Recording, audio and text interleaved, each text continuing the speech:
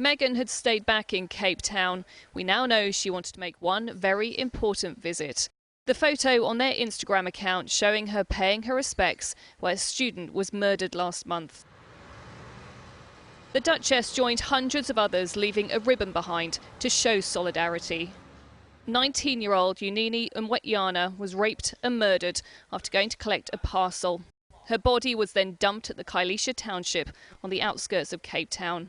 Meghan spoke with her mother earlier this week to relay their condolences.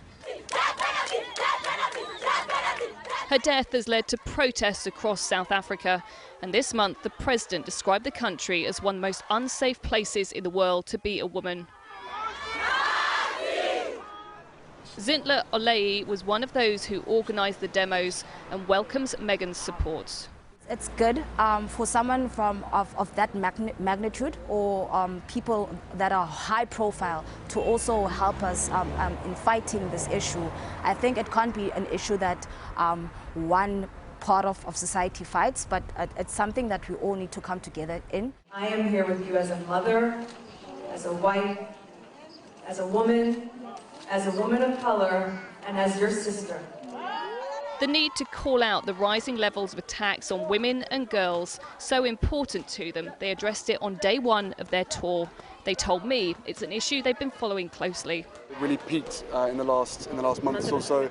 We've done our best to try and keep track of what's been going on. Prince Harry was in Angola for his next stop, meeting the president. The palace always conscious that important diplomatic work on behalf of the government doesn't get overlooked.